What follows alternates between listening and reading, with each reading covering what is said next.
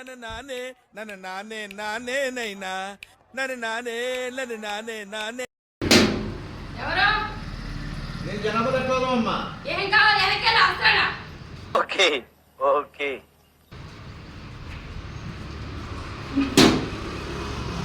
ఏం కావాలి? వెనకెళ్ళు. ఏంటి?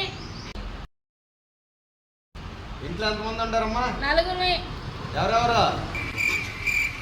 నేను, మా ఆయన, మా పిల్లడు, మా పాప ఉంటాం.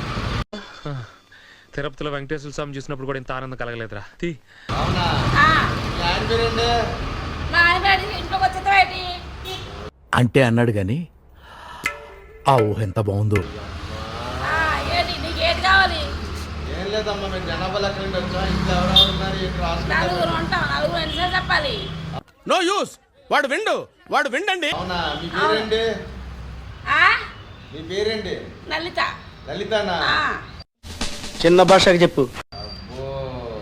సరే, నా పని ఉంది, అందకుండా వస్తాను. అమ్మా, కొంచెం మంచిదివా?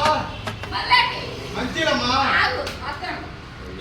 అరే how girls are craze about me I don't know. ఇప్పుడే కట్టేసుకుంటుంది. ఓడి అమ్మా. మూర్తి గారు ఇలాంటప్పుడే గుండె రాయి చేసుకోవాలి. కొంచెం అందం చాలు, ఇలా ఇళ్ళలోకి వచ్చేసారు. అందం చాలు, ఇలా ఇళ్ళలోకి వచ్చేసారు. పాములు పట్టేవాడు పాము కాటికే పోయినట్టు కళావైద్యుడు కళావైద్యం వికటించి కాళ్ళు చేతులు పోగొట్టుకున్నాడు.